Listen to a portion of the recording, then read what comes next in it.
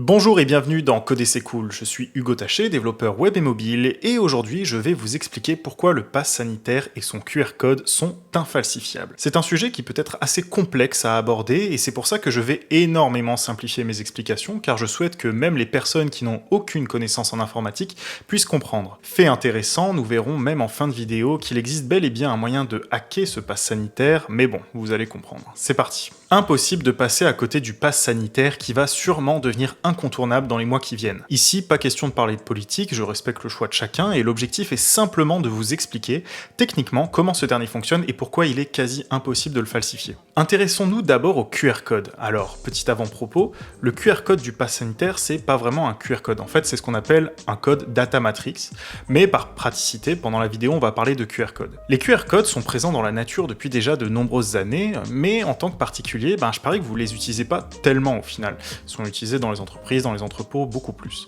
Il est très rare de dégainer son smartphone pour collectionner ces codes, donc voilà. Mais depuis le début de la crise sanitaire, vous les utilisez sûrement un peu plus, puisque maintenant on nous propose de scanner les cartes des restaurants par exemple. Alors concrètement, c'est quoi un QR code? Parce que c'est vrai qu'on le voit, mais on sait pas forcément comment ça fonctionne. Un QR code, c'est rien d'autre qu'un support numérique d'information. L'ancêtre du QR code, c'est d'ailleurs le célèbre code barre. Entre les deux, le principe est sensiblement similaire. Comme vous le savez sûrement, en informatique, l'information est stockée uniquement sous forme de 1 et de 0. Enfin, stockée, on va dire plutôt encodée, grâce à des 1 et des 0. Avec seulement ces 1 et ces 0, il est possible d'encoder n'importe quelle information, donc même la musique, les films, etc. Et il est très facile de représenter graphiquement des informations binaires de 1 et de 0. On peut dire par exemple que la couleur noire correspond au chiffre 1 et la couleur blanche au chiffre 0, et c'est exactement ce que contient un code barre. Le problème, c'est que sur un code barre, on stocke très peu d'informations. En effet, la taille du code barre étant directement proportionnelle au nombre de 1 et de 0, on évite les étiquettes de plusieurs kilomètres de long et on se contente de stocker des informations simples comme des identifiants produits par exemple dans les magasins. La solution à ce problème de taille, c'est d'ajouter une seconde dimension au code barre.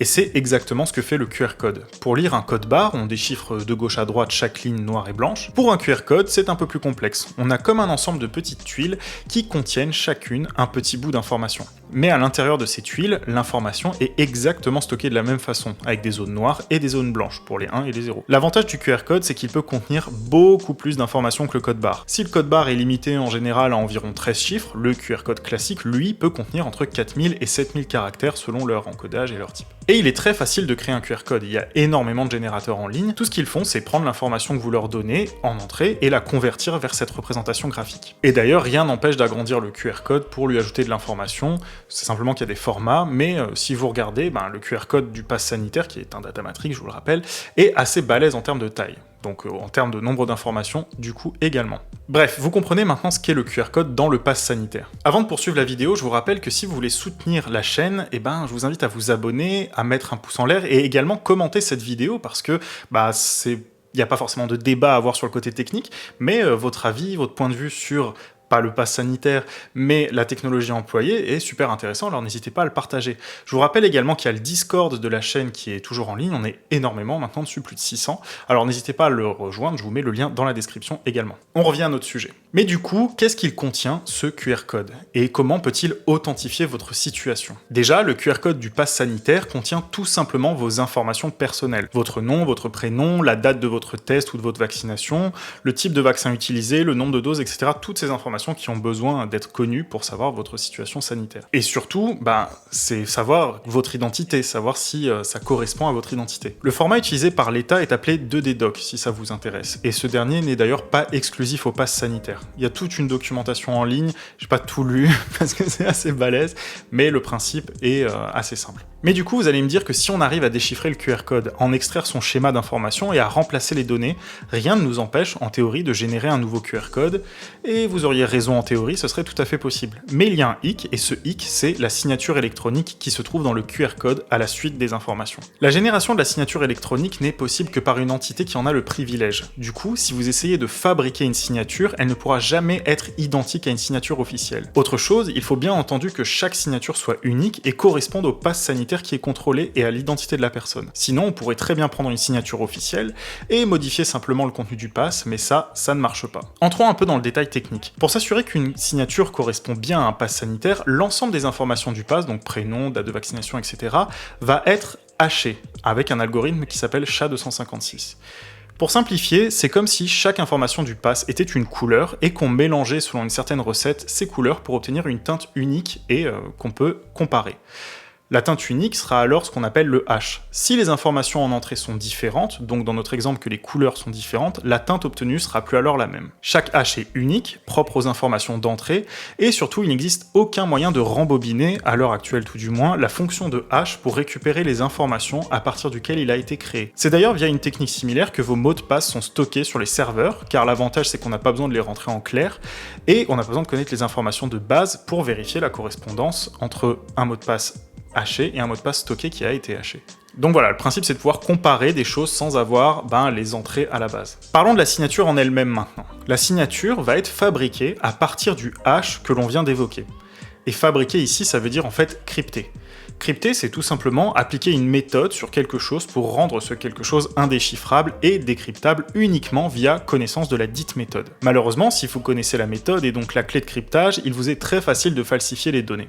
Le problème, c'est qu'il faut bien que les personnes qui contrôlent le pass puissent décrypter cette signature pour vérifier que les hashes des informations données et attendues correspondent. Une technique appelée cryptage asymétrique va alors être utilisée. Au lieu d'avoir une seule clé, on va fabriquer deux clés distinctes. Une qui n'aura pour fonction que de crypter le message et une autre de le décrypter. Celle qui crypte est appelée clé privée et celle qui décrypte est appelée clé publique. C'est cette dernière que possèdent les personnes qui contrôlent. La relation entre les deux clés est à sens unique. Un message crypté par A ne peut être décrypté que par B et vice-versa. Ainsi, il est impossible de générer une signature valide sans la clé privée. Et cette clé privée, vous vous en doutez, elle n'est possédée que par les organismes qui certifient le pass sanitaire. Voici ce qui se passe quand le QR code est contrôlé. Premièrement, les données sont extraites du 2D doc par le logiciel de vérification. La signature numérique est décryptée, ce qui fait qu'on obtient un certain hash des informations, puis les informations visibles qu'on a extraites du pass sont elles-mêmes hachées et on compare les deux hashes depuis la signature numérique. Si les deux résultats concordent, le pass est authentique. Reste ensuite à vérifier que la personne qui détient le pass est la bonne via un contrôle d'identité. Donc vous comprenez que c'est impossible de fabriquer soi-même une signature électronique valide sans la clé privée. Mais comme je vous l'ai dit en début de vidéo, sachez qu'il existe un moyen théorique de hacker n'importe quel type de cryptage, grâce à la puissance des ordinateurs quantiques qui sont extrêmement doués pour décrypter ce genre de choses. Et c'est d'ailleurs assez flippant de se dire qu'un jour, peut-être, toutes les sécurités de ce type tomberont, mais bon, bonne chance pour trouver un ordinateur quantique et qui vous soit disponible. Voilà, vous savez maintenant pourquoi il est impossible de falsifier le QR code d'un pass sanitaire. Le seul moyen de frauder, c'est donc l'usurpation d'identité ou des agents infiltrés au sein des établissements qui peuvent signer les passes, mais ne comptez pas sur un développeur pour trouver le moyen de générer les QR codes car c'est tout bonnement impossible. Et si on vous dit le contraire, c'est qu'on ment. Bon, j'ai énormément simplifié les principes évoqués dans cette vidéo, moi-même n'étant pas expert en cryptographie, mais je voulais surtout vous démontrer que quel que soit le hash proposé par le dealer, vous devriez vous en méfier. Ne tombez pas dans les arnaques et ne vous rendez pas complice de pratiques illicites, le jeu n'en vaut vraiment pas la chandelle. Alors après, qu'on soit d'accord avec la vaccination obligatoire ou pas, c'est pas le sujet ici. Si vous avez apprécié cette vidéo, n'hésitez pas à vous abonner, à commenter, à lâcher un gros pouce en l'air et aussi à rejoindre le Discord. Comme je vous l'ai dit, je vous mets le lien dans la description. Et quant à nous, on se retrouve pour une prochaine vidéo. Ciao!